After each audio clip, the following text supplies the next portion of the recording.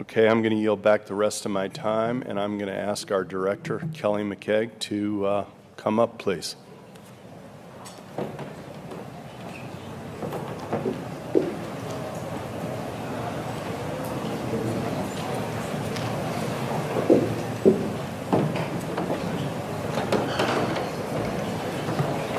Good morning, distinguished family members.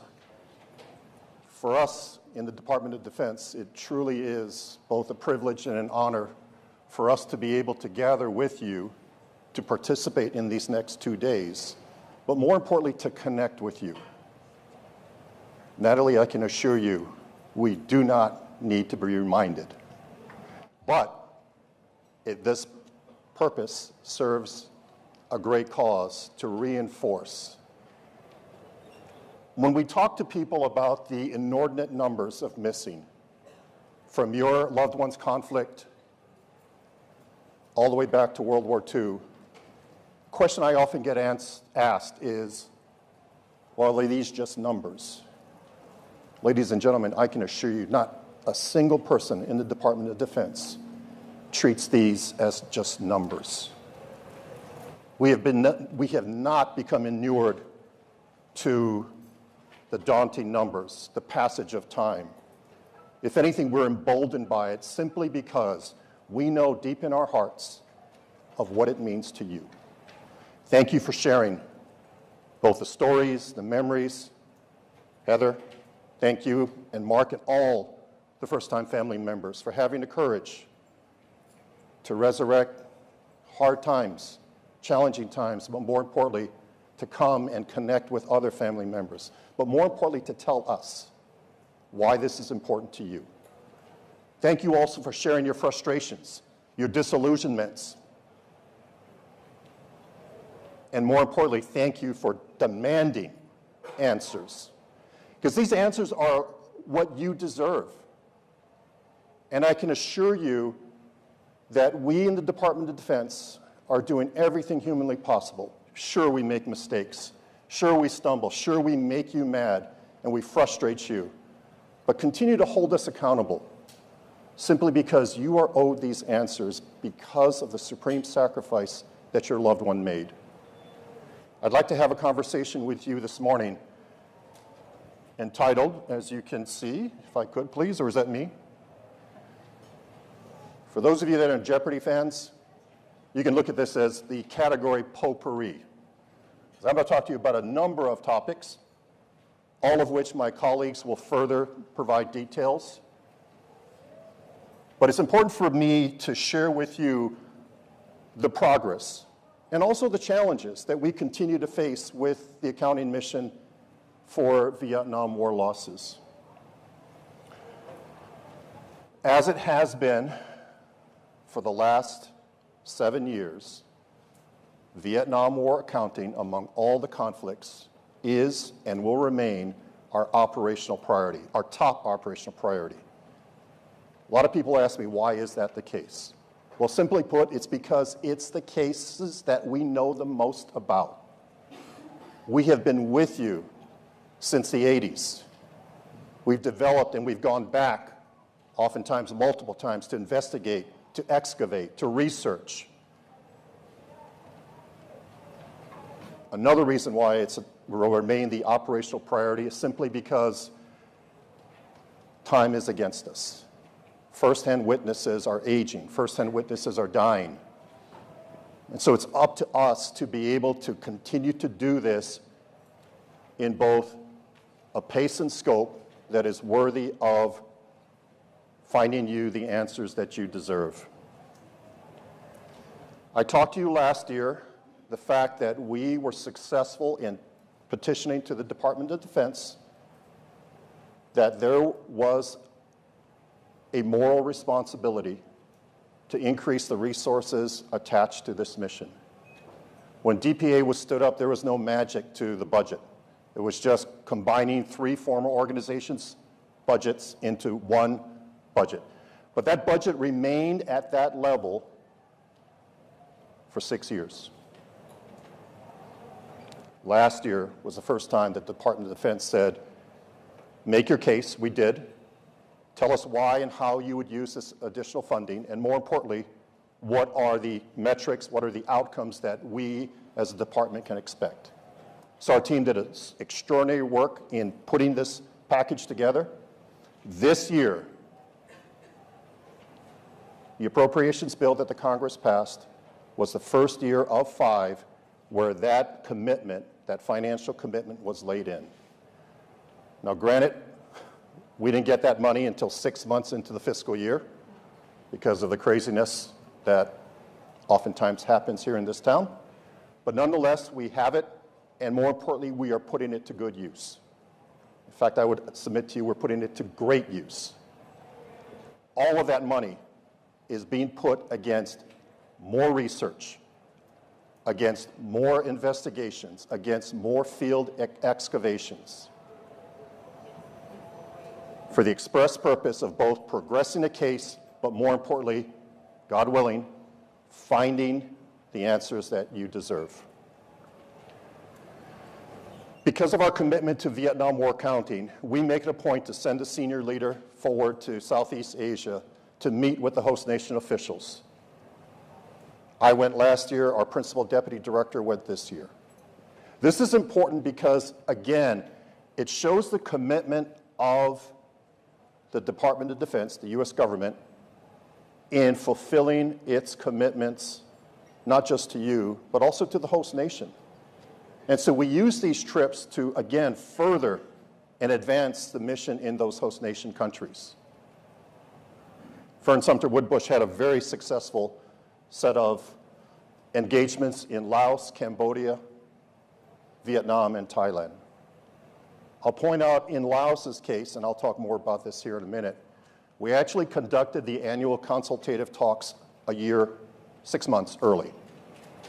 And we did so because of these next points I'm going to bring up. We've had challenges in Laos.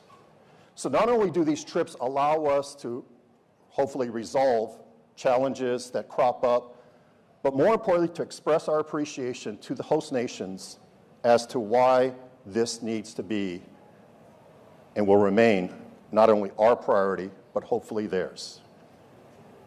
And in all 3 cases, Vietnam, Laos, and Cambodia, she and her delegation receive those commitments from the host nations. Now let me talk to you about Laos. For those of you that have loved ones in Laos, this has been vexing for us, to be frank. It's been vexing to us because we thought we were in a good place with the Lao in terms of a trajectory that we offered improvements, we offered efficiencies, effectiveness, initiatives, and over the course of time, I had seen this from my very first trip to Laos in 2012, I had seen this progression of increased cooperation. One thing that had been elusive for us is the fact that our US-based, our American team that is based permanently in Vientiane, Laos, lacked the diplomatic protections and immunities afforded to all, not just US diplomats, but any diplomat. We had mitigated this over the years, but each year we would tell the Lao, why can't we have this to protect and ensure the safety of not only our personnel, but their families. For instance, if they got into an accident, there's nothing we could do, there's nothing that the US Embassy could do in terms of protecting their rights as diplomats. So I chose, to make this a compelling argument for the Lao. And we presented the fact that we've given you a proposal. Please accept this proposal to protect ensure the safety of our personnel. Otherwise, we will cancel one joint field activity. We had already completed one, the first one for the fiscal year. This would be the second one. This turned out, regrettably, to be a game of 2 cars coming at each other, seeing which one will swerve.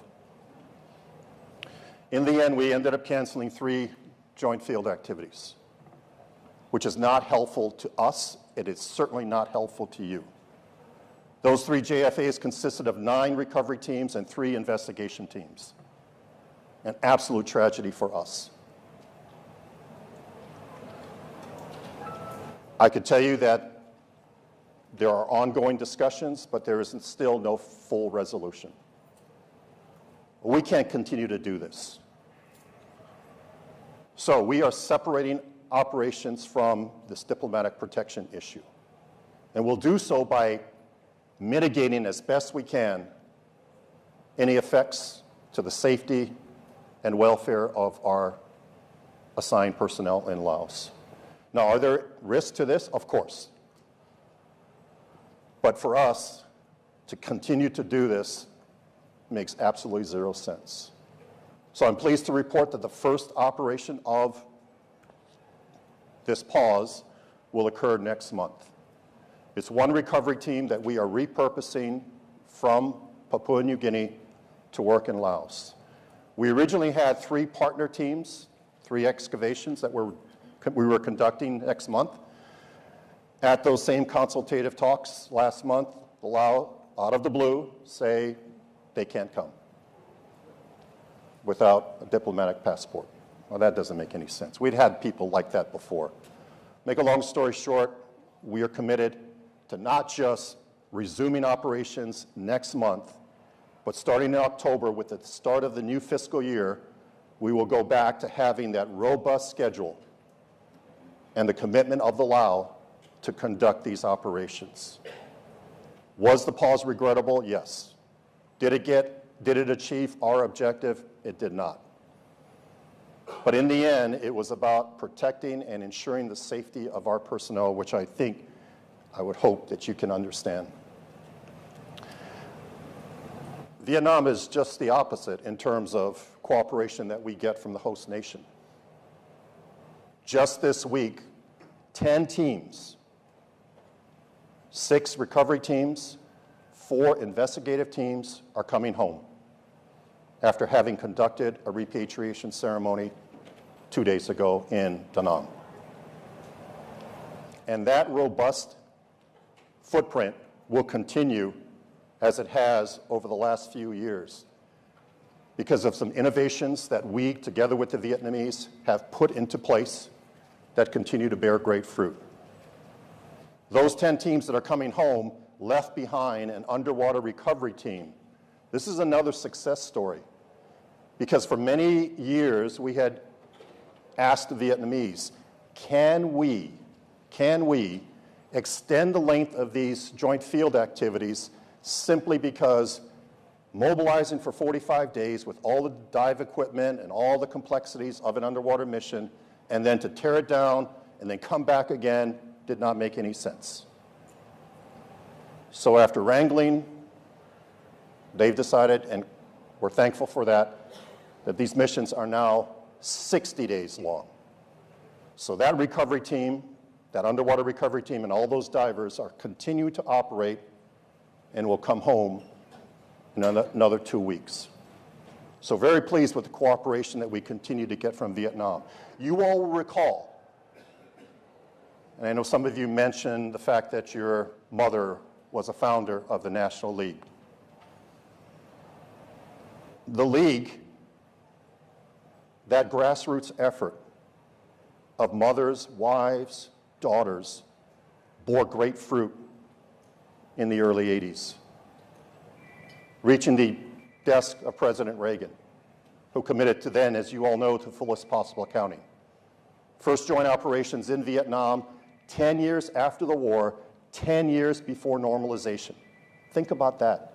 And today, as my friend Jed Royal will talk about next, we enjoy the highest level of partnership with the Vietnamese government, what they call a comprehensive strategic partnership. Who would have thought that? But none of that would have occurred had not the Vietnamese trusted that cooperating with the United States on this mission in the midst of economic sanctions, in the midst of trade embargoes, would bear fruit as it has today. Vietnam, for those of you that have been, is a prosperous, secure, stable, peaceful country that enjoys these benefits simply because they trusted that cooperating with the United States on looking for your loved ones would be in their best interest. And here we are today, not only enjoying their cooperation, but also helping them stand up a capability to search for their missing loved ones. There was a big change this year where the Cambodian government changed governments for the first time in a long time. But the good news is that when Fern Sumter Winbush went to Phnom Penh, what she received from the government was the exact same staunch, steadfast commitment that had been made to us over the years, over the decades. Cambodia remains a very strong partner in terms of cooperation. We're very pleased with that.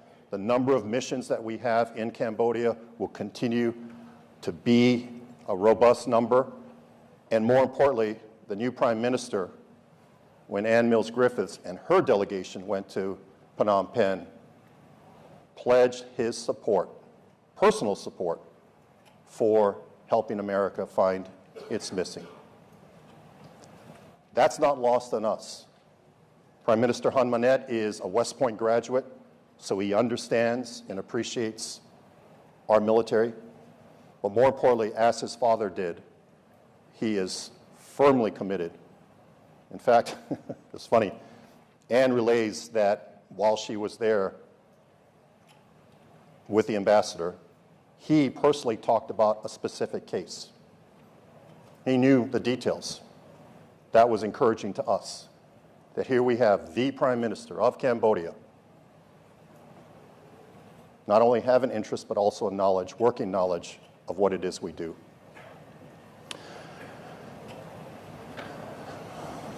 This is a yin and a yang. Let's start with the negative. You all know that we have a U.S.-Russia Joint Commission on POW MIAs. It's been in existence since 1992. We've had great success over the years. We've had access to their archives. We've had technical talks with them. But since COVID, exacerbated by the war in Ukraine, this has atrophied to the point where there is limited, very limited activity with the Russian government when it comes to our losses. Now, what's compelling about this is the fact that with Russia, we are looking at losses from all four conflicts, World War II through the Vietnam War. So what Russia knows, where Russia knows it, is very crucial to us. As regrettable as it is, I don't think it's hyperbole to state that we are on life support, simply because all we have left in Russia are 2 contracted researchers. And those 2 contracted researchers, while they were denied access to the archives that they had been working in since January 1st, are fortunately still working the cases that they developed before they were moved out of the archives, and more importantly, working with open source material to, again, hopefully advance cases when it comes to our losses in Russia. The converse is a good news story. We actually have resumed cooperation with China. Like Russia, losses in China span World War II through the Vietnam War. So the pause wrought by COVID, which we understood, but never resumed simply because of the bilateral tensions, is something that turned on a dime. And we're thankful that not just our U.S. ambassador, Ambassador Burns, but also the Chinese foreign minister, 9 months ago, now a year, made it a point to use this humanitarian effort as a door opener to say, despite what else might be going on in the world between the United States and China, this should be a carve-out. We had progress. We were invited to send a team to 2 sites, World War II sites, in 2 provinces in January. That team was met not just by a warm welcome by the PLA escorts, but also by the villagers and the provincial officials. That was followed by an archival exchange in May. And from that archival exchange, that then led to what's coming up in August, which will be an excavation of one of those sites that had been looked at in January, and for the very first time, an investigation of 3 Korean War sites.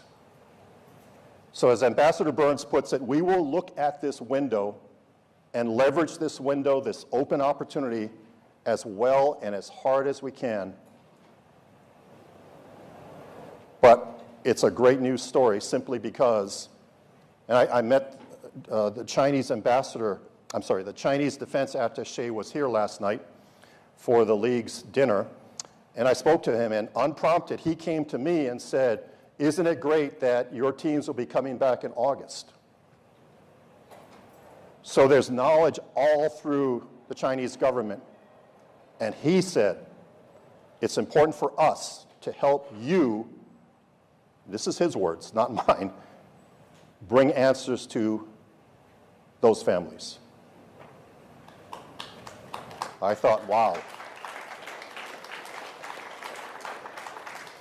But this is a senior military representative of the Chinese military assigned to Washington, to their embassy, saying that.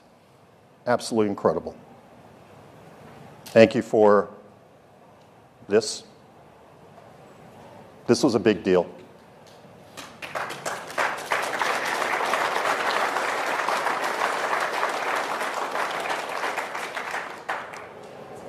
I end with this simply because this is the ultimate answer. You all know this. This is the answer that every single one of us in the Department of Defense, not just DPAA, but the service casualty offices, AFMIS, AFDIL, the DNA laboratory, DIA Stony Beach, we strive every single day to look and secure this for you. You'll hear from Dr. Nicolette Parr, who heads our Vietnam War Identification Project. She'll tell you why Vietnam War accounting is challenging, but nonetheless, the pluck that they apply, the tenacity that they apply, along with our partners at the Armed Forces DNA Identification Laboratory, are truly extraordinary.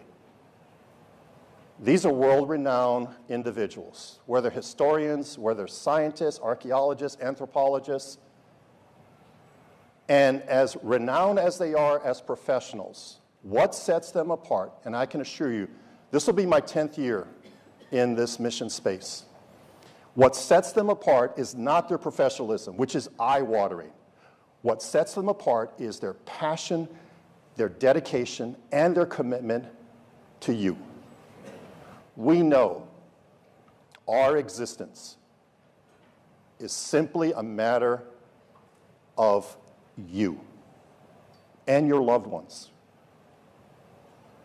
As I tell people, this is a sacred obligation, but it's also a moral imperative. Your loved ones made the supreme sacrifice on behalf of their nation. The nation, and we're just an instrument of the nation, is obliged, morally obliged, to do everything humanly possible to give you these answers. Please continue to challenge us. Please continue to put your finger in our chest. But at the same time, please continue to tell us about your loved one. And I was struck this morning, listening to all of you, how powerfully poignant your sharing of your memories and your stories are. Heart-wrenching.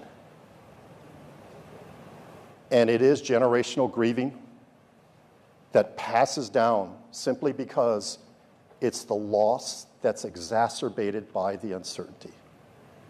Well, we're here to reaffirm and commit to you that we are looking to remove the uncertainty wherever, however, whenever we can.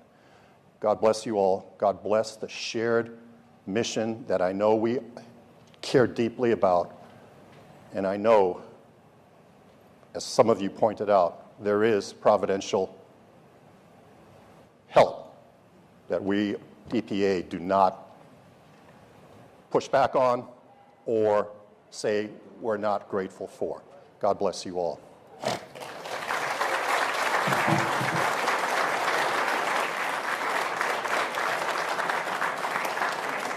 So our next speaker I'm privileged to introduce is the Principal Deputy Assistant Secretary of Defense for Indo-Pacific Security Affairs. That's a mouthful.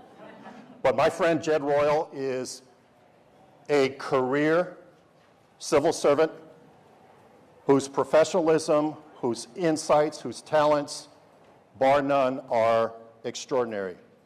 He's had time working on a congressional committee. He's had multiple times in the National Security Council, at the Pentagon, and we are just very fortunate to have him today to share with you Department of Defense perspectives on the greater picture. Jed's realm is the entire Indo-Pacific region, stretching from Pakistan all the way out through Oceania and everything in between. A talented man. I benefit from the fact that I sit next to him at staff meetings at times, and I just pick the crumbs that he affords me every so often. Jed, thank you very much. Ladies and gentlemen, Jed Royal.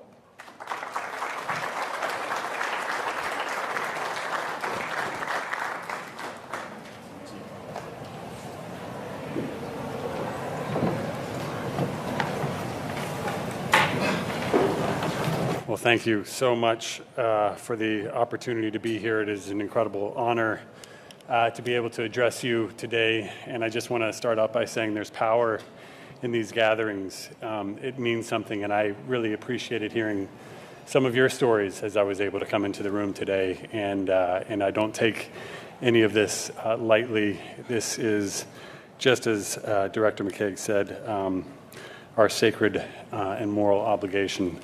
And so it's with that spirit that I come to provide you an update today on the work that we're doing at a strategic level in the Indo-Pacific. I want to thank all the private citizens who serve as tireless advocates for the fullest possible accounting for the missing and repatriation of the remains of those who died while serving our nation. Full accounting for all missing personnel is a sacred and essential mission. We must bring our missing personnel home to help provide families and loved ones closure. Director McKeague asked me to provide some of these strategic perspectives on our current approach in Southeast Asia and with Vietnam, with a focus on the elevation of the United States-Vietnam relationship to a comprehensive strategic partnership that occurred last year. The President's Indo-Pacific strategy directs the U.S. government to prioritize strengthening our alliances and partnerships across the region in order to secure and support a free and open Indo-Pacific. We are currently experiencing a historical shift in the character of strategic relationships in the Indo-Pacific region. Secretary Austin was in Singapore for the annual Shangri-La Dialogue earlier this month, and he talked about a new convergence among Indo-Pacific states that is producing a stronger, more resilient, and more capable network of partnerships. This network is defining a new era of security in this region. But this network doesn't follow any extant model. It is unique to the Indo-Pacific region. It's not a single alliance, but a set of overlapping and complementary initiatives and institutions propelled by a shared vision and a shared sense of mutual obligation. We are managing a range of security dilemmas together through this network. And why does it work? It's because we found common cause with so many in the region based on shared principles.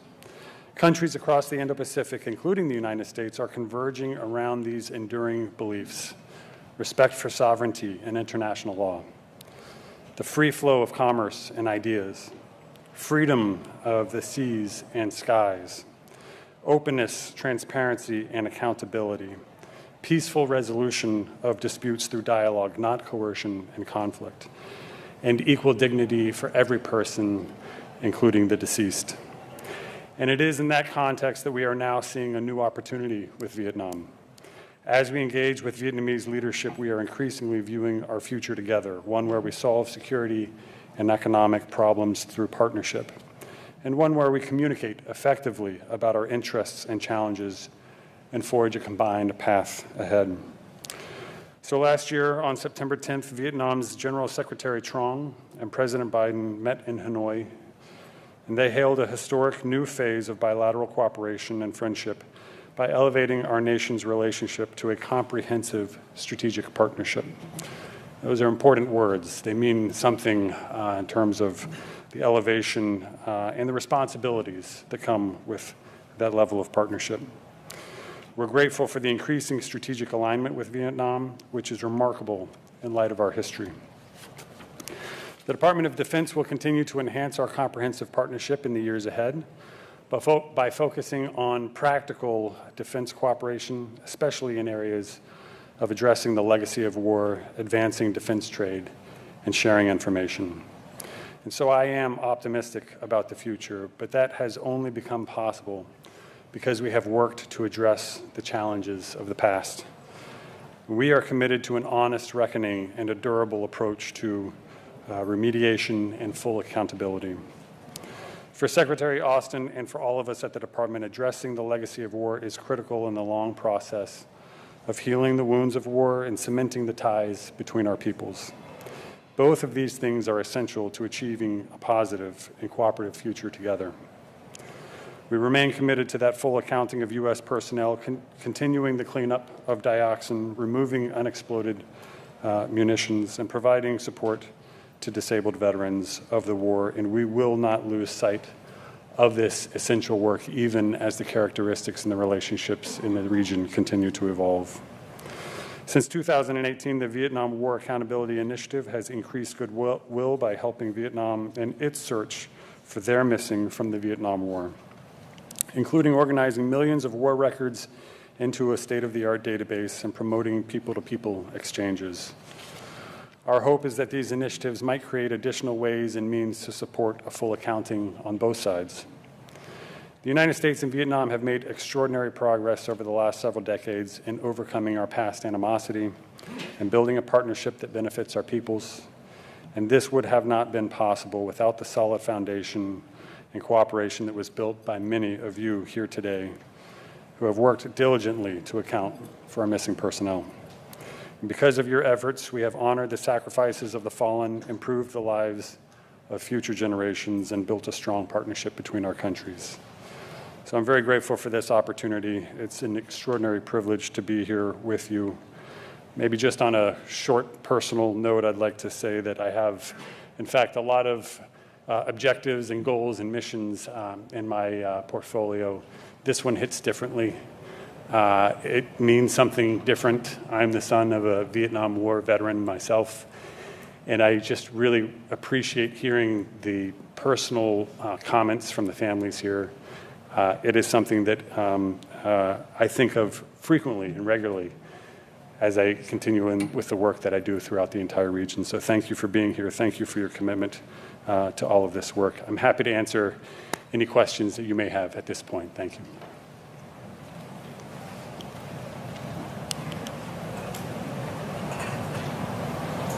Sir. You just mentioned about removal of dioxin. So my brother's flight was a defoliation mission in Laos. They've now found this crash site, and one of the subjects brought up is Agent Orange contamination. Can you speak to what's happening in Laos regarding dioxin removal? Yeah, thank you for that question. The question is related to dioxin remediation in Laos in particular.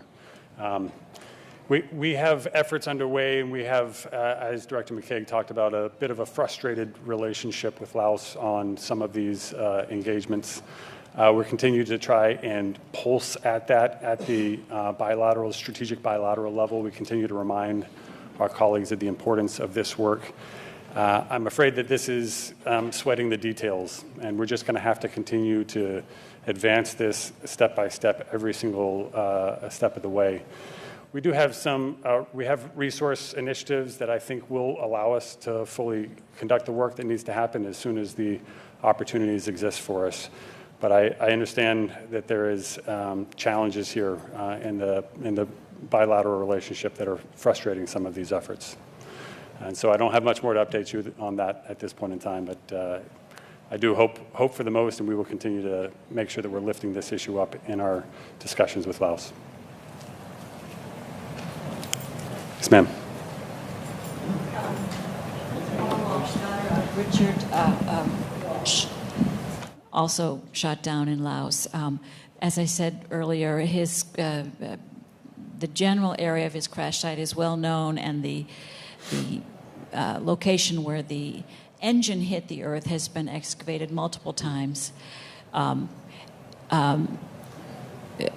is now theorized that my father's body is about a football field away, where they recently found the Yankee extraction system, indicating perhaps a last-minute attempt to bail out.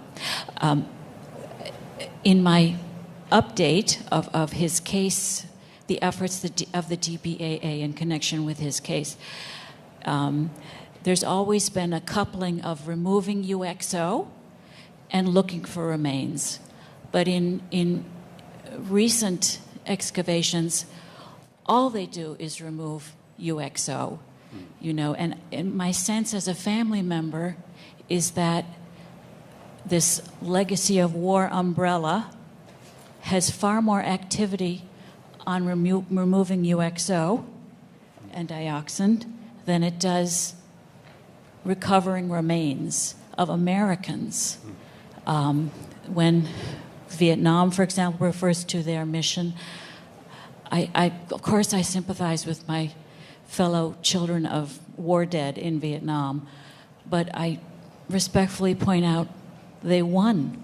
The territory where their war dead is under their control and authority, and I think we should focus on our war dead and recovering our remains. Always keep removing the UXO, but I regret and resent that recovering remains, in my father's case, is less and less an active goal.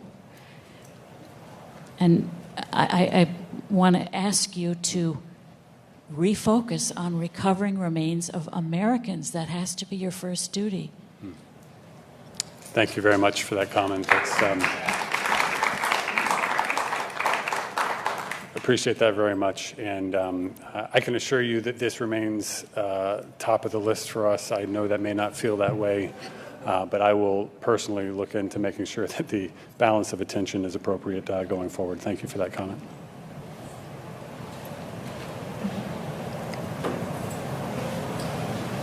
Yes, ma'am. I have a quick question for you, and I think this is in your purview, even though it's not something you spoke about.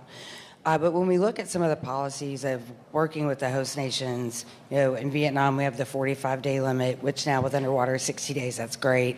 In Laos we had the North-South Protocol for years. There's all these things that we've just accepted as part of the working relationship, although they are very limiting. And I'm curious if there's ever any talk and focus on how to renegotiate some of that, so that, like for example, we were a success story this past year, but having to go in and set up 2 different times for those 45 days, then clean it up, get ready, come back for a while, go back in. I'm just curious if, when you're talking about different policies and how you're negotiating what's going on in these countries, if you're looking at some of those hand-me-down limitations and making some changes. Yeah, thanks. I can't confess that I know much on the specifics of how the actual events are set up, and some of the efficiencies that I think that you're speaking about here to make sure that we can accomplish this mission as quickly as possible. By and large, my focus is to try to make sure that we have the political commitments that are necessary to allow the access for these missions. And I think in that regard, we're having fairly good success. I'll just mention in Cambodia, for example, I was in Phnom Penh in February. I had a chance to meet with Prime Minister Hun Manet while I was there, and I had the opportunity to remind him of the importance of this mission set and ask him for continued support, in fact, increased support in Cambodia for access to make sure that we can continue to meet this mission. So that's by and large the focus of my effort here, but I think I'm not terribly familiar with some of the details of the stand-up and breakdown. Ma'am. That kind of works under your purview, that is having that level of conversation with the host governments on how to conduct. Yeah, so the specific missions DPAA runs, and we are in partnership with them to make sure that we're doing everything we can on the political and the policy side of the House to ensure they have all the access necessary to do that. Yes, ma'am. Sir. Director McKeague described what our relationship with Laos. Essentially described what I interpreted as a game of chicken with yes you can, no you can't. And somebody is going to blink. Have we blinked? No, sir. We have not blinked. So the October reference that he made to things moving with more alacrity is good. I mean, is that going to happen because we blinked or they blinked or somebody blinked? I don't believe that there is any blinking going on the U.S. side. To be very clear, we continue to make sure that this is a talking point that is addressed every single opportunity that we have to make sure that we are doing everything we can to encourage them politically to move forward, to provide the access that we need. So, sir, I know that this is a frustrating development, and we're not where we want to be in the policy and the political relationship with Laos. We're continuing to make sure that it is a priority effort for us going forward. And that includes for Secretary Austin as well. Sir. Good morning. My name's Karen Stedman. I'm the daughter of Captain James E. Stedman. He was an F-4 pilot, a night owl. He's an off-the-scope case.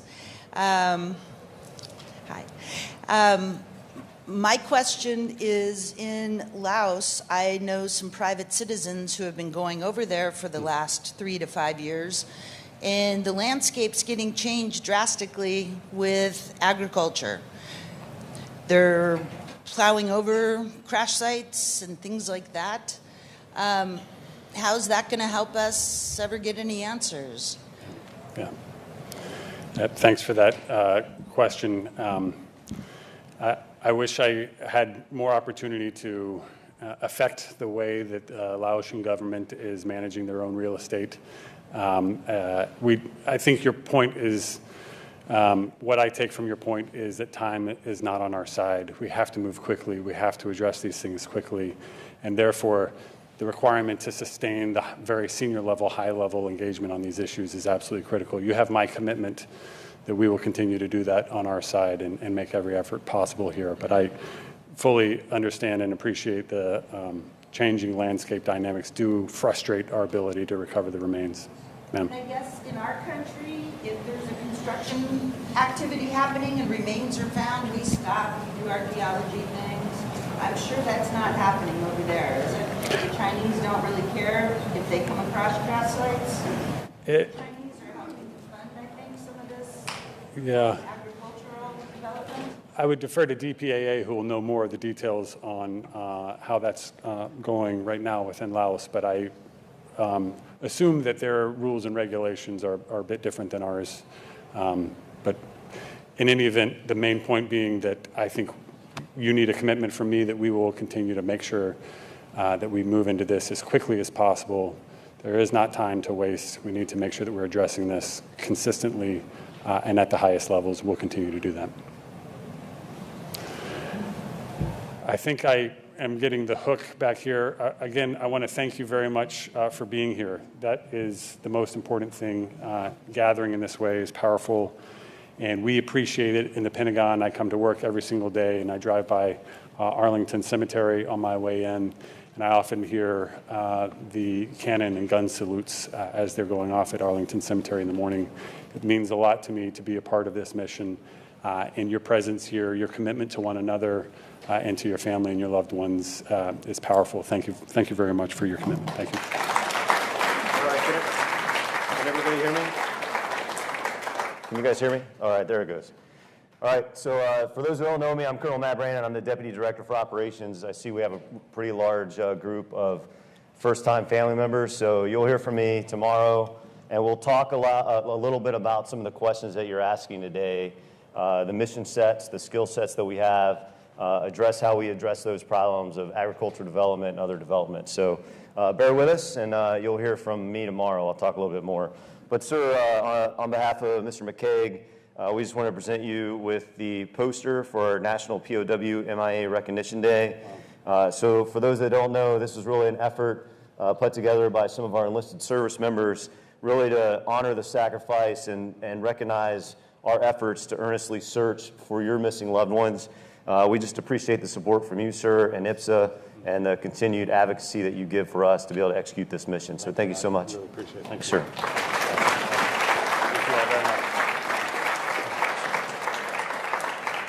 And I'm going to turn it back over to Mike Fowler here, who will introduce our next speaker.